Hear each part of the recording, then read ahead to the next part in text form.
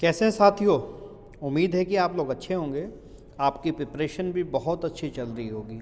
देखिए चैनल पर लगातार क्लासेस चल रही हैं। हम इकोनॉमी की क्लासेस पढ़ रहे हैं। 2 क्लास हमारी आ चुकी है, आप उसे ज़रूर देखिएगा उस सेगमेंट को। जल्दी ही मैं अन्य कंप्यूटर और ज्योग्राफी की क्लासेस, साथ साथ हिस्ट्री की क्लासेस वो भी शुरू करूँगा। उत्तराखंड की क्लासेस स्टार्ट करूँगा। इसी बीच में हमारी हिंदी की क्लासेस जो चल रही थी 3 कक्षाएँ आ चुकी थी और आज हमारी चौथी कक्षा है जिसको हम लोग देख रहे हैं। ठीक है, इसमें हम लोग लिपि और जो भी लिपि से संबंधित हमारे सिलेबस में दिया गया है उसको सारा कवर हम लोग कर लेंगे। इस क्लास की अगर आपको पीडीएफ चाहिए तो आप पीडीएफ मेरे टेलीग्राम से जा कर के ज्वाइन कर सकते हैं, यानी टेलीग्राम पे मैं वहाँ पे डाल दूँगा, आप वहाँ से डाउनलोड कर सकते हैं, जिसका लिंक आपको डिस्क्रिप्शन में मिल जाएगा। ठीक है, वीडियो को आप कोशिश किया कीजिए कि पूरा देखें ताकि सारी बात आपको समझ में आए, और इसकी स्पीड आप बढ़ा करके देख सकते हैं, यानी कि 1.5 गुना स्पीड पे आप देखिए, आपको और भी ज़्यादा अच्छा लगेगा और आप क्लियरली चीज़ें समझ भी पाएंगे। ठीक है, चलिए शुरुआत करते हैं आज की कक्षा की।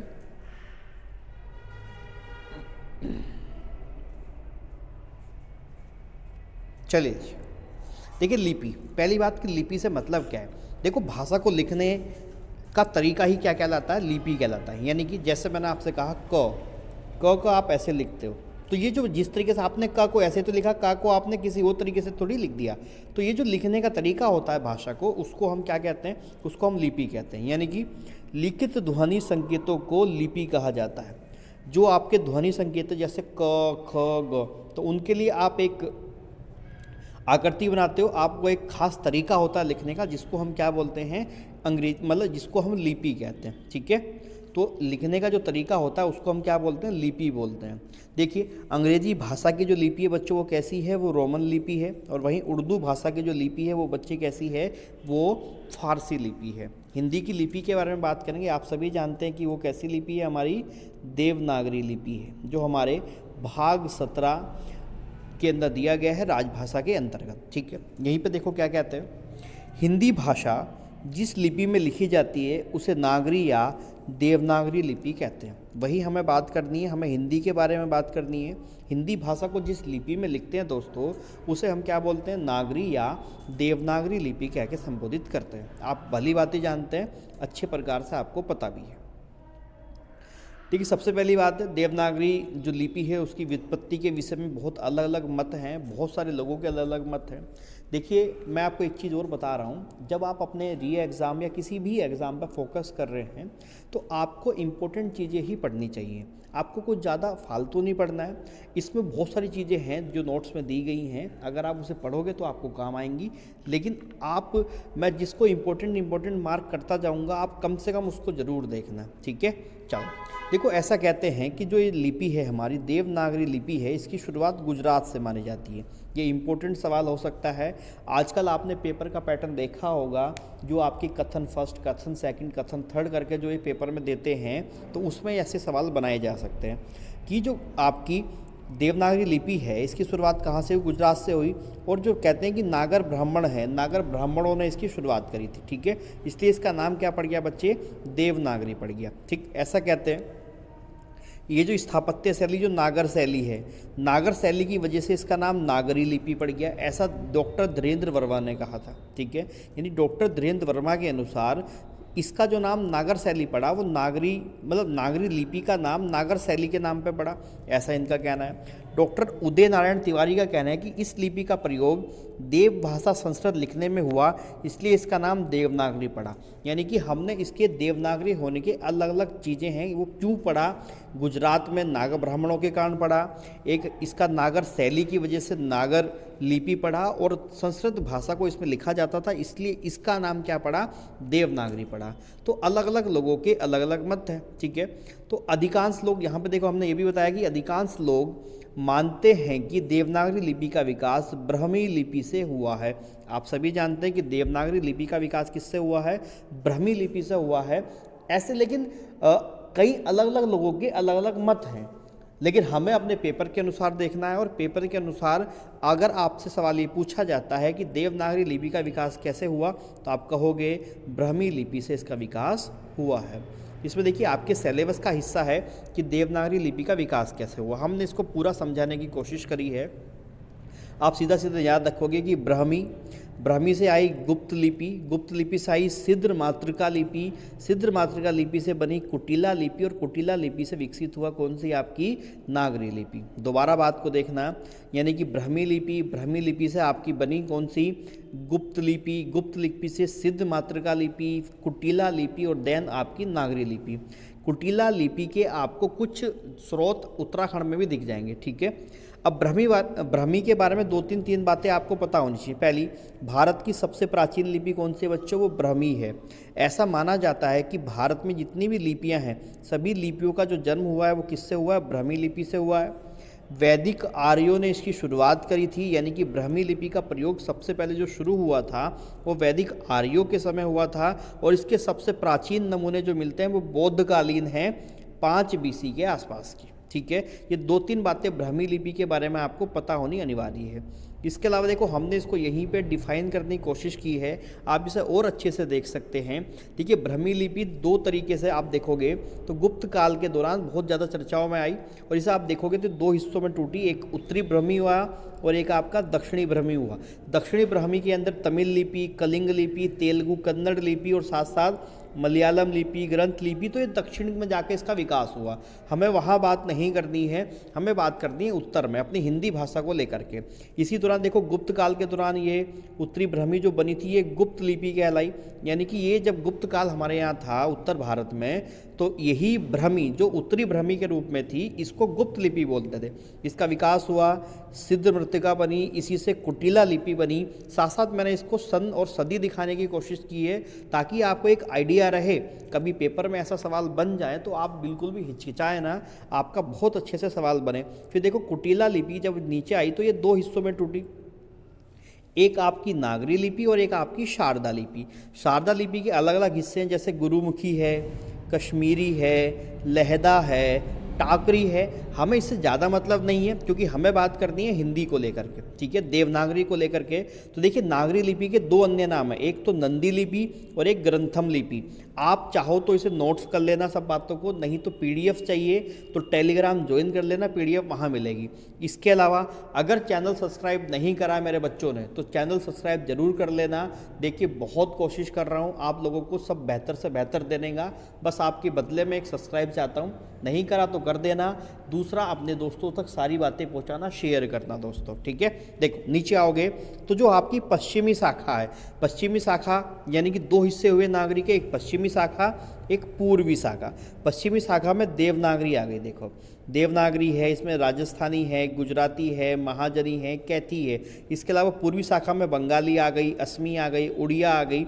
अब ये ओडिया हो गई है, उड़िया क्या हो गई है, ओडिया हो गई है। ये भी आप ध्यान रखते हैं, यानी कि ये इस तरीके से इसका हुआ विकास। अब विकास वही क्रम है। देखिए, ब्राह्मी, ब्राह्मी से गुप्त लिपि, सिद्ध मातृका, कुटिला, नागरी और नागरी से फिर ये देवनागरी में विकसित हुई, ठीक है, ध्यान रखना।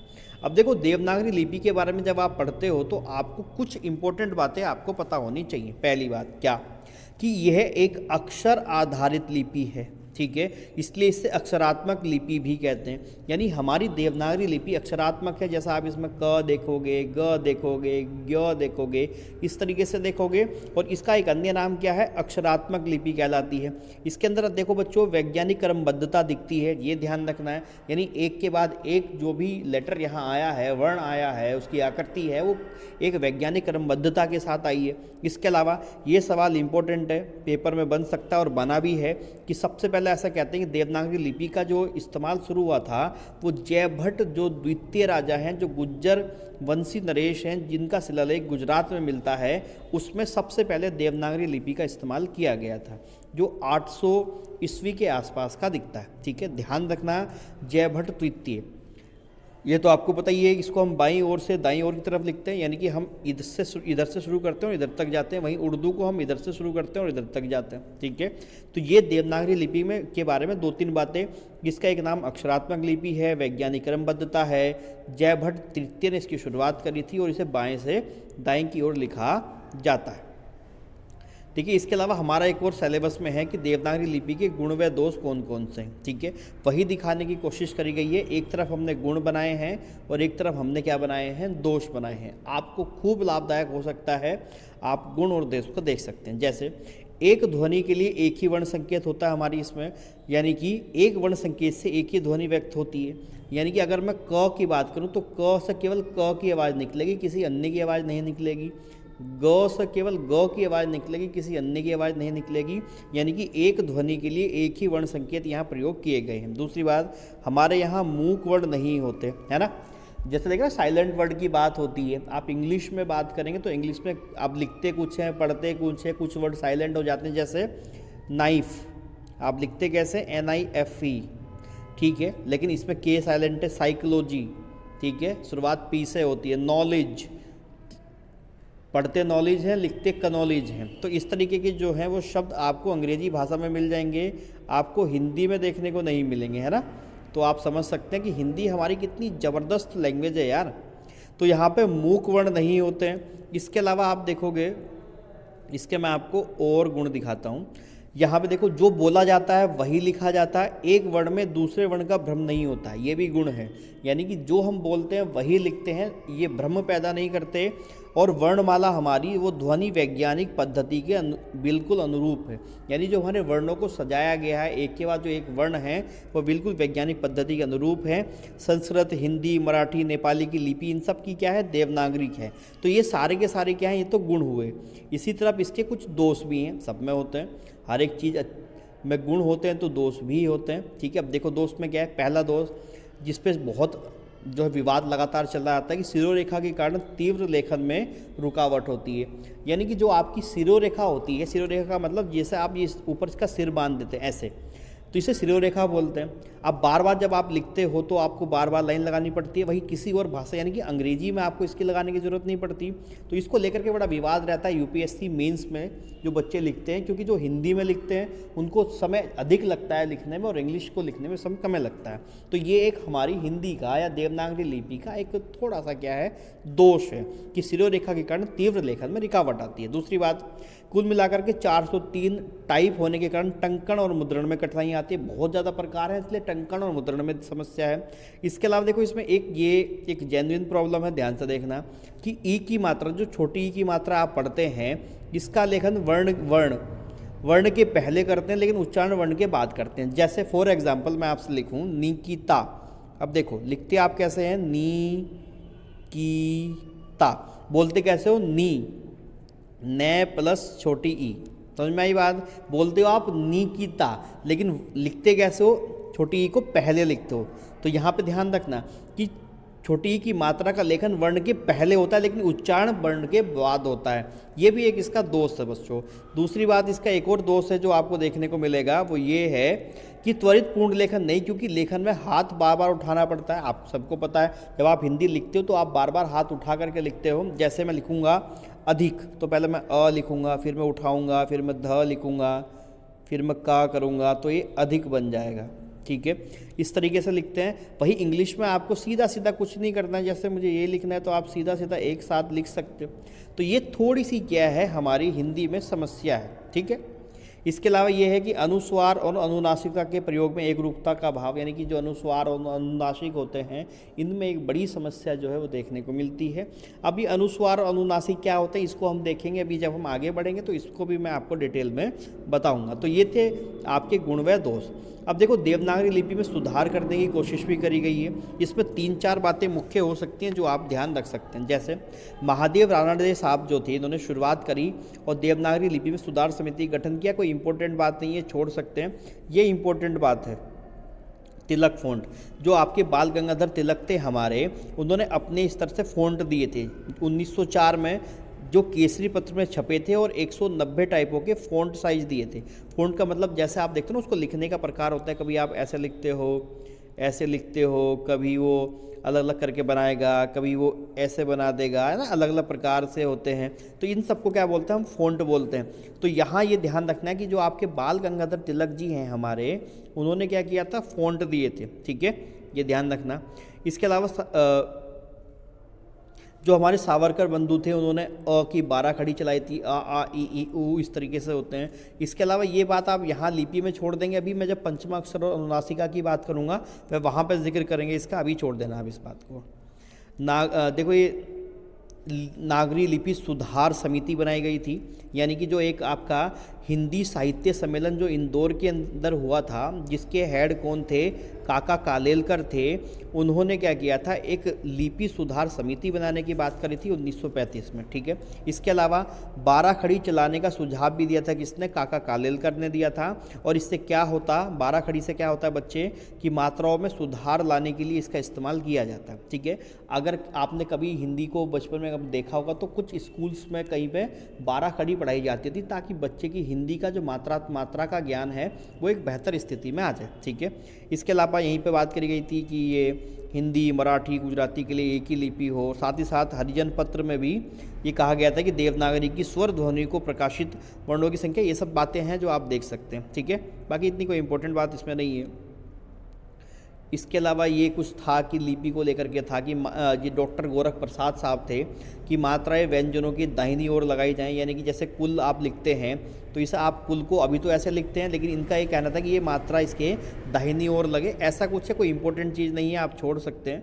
इसके अलावा उत्तर प्रदेश सरकार की बात करूं मैं आपसे, तो यहाँ पे भी आप आचार्य देव ने सुझाव दिया था कि एल को वर्णमाला में स्थान मिलना चाहिए। तो ये सब बातें कोई काम की बात नहीं है। इसमें देखिए ये इंपॉर्टेंट बात बच्चे हो सकती है, वो ये इंपॉर्टेंट बात हो सकती है डॉक्टर सुनीति कुमार चैटर्जी को लेकर के।